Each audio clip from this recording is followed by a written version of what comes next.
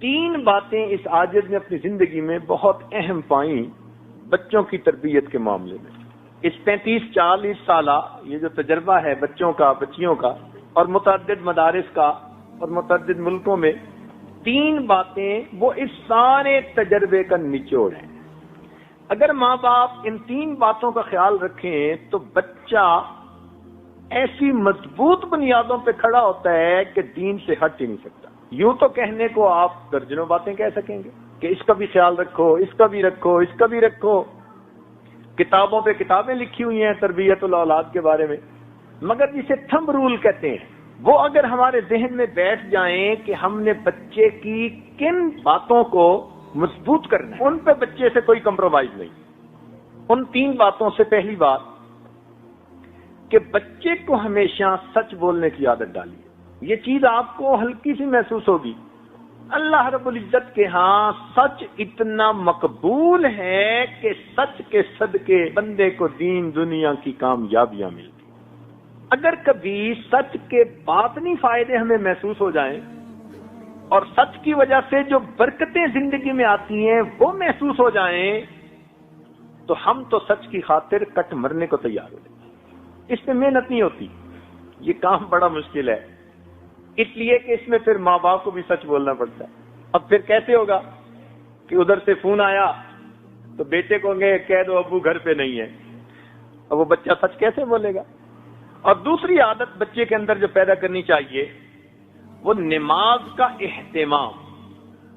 نماز تو پڑھتے ہی ہیں بچے، بچپن سے اس کو نماز کا اہتمام سکھانا ہے، تسلی سے وضو کرنا ہے، پاکیزگی کا خیال رکھنا ہے، وقت پہ نماز پڑھنی ہے تکبیر اولا کے ساتھ اگر وہ بیٹا ہے۔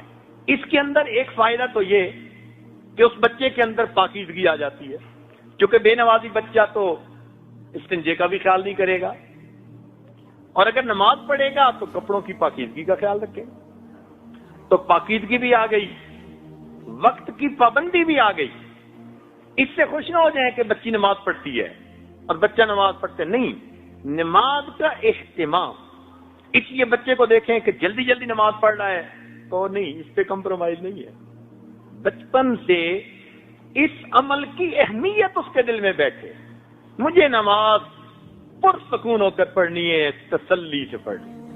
بچے کو بتائیے کہ بھئی آپ نے نماز تو پڑھی، کس کیفیت کے ساتھ پڑھی؟ تو جب بچپن سے یہ سنے گا کہ ابو بھی کہتے تھے کس کیفیت کے ساتھ پڑھی، تو اس کو پتا چلے گا کہ یہ بھی زندگی کا کوئی مقصد ہے۔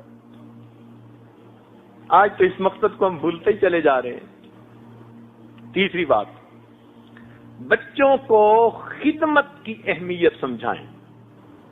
کام کاج جو گھر کے کیے جاتے ہیں اس پر کیا اجر ملتا ہے؟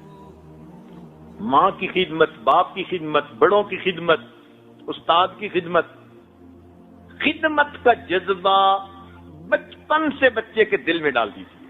آج تو پانی کا گلاس بھی نہیں خود پی سکتے بچے، وہ بھی دوسرے کو کہتے ہیں کہ لائیے۔ اس لیے آج شکایت ہے اکثر ماں باپ کی طرف سے، جی بچے کام میں دلچسپی نہیں لیتے۔ بھئی آپ نے بچپن میں کون سی خدمت سکھائی ہے اس کو؟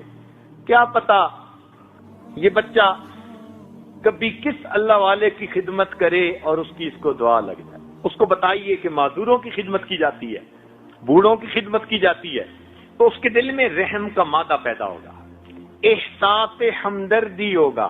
اس ایک لفظ خدمت کی وجہ سے اس بچے کے اندر اچھے اخلاق آتے چلے جائیں گے۔ جب دوسروں کی بات سنے گا جو بڑے ہیں تو پھر ماں باپ کی کیوں نہیں سنے گا؟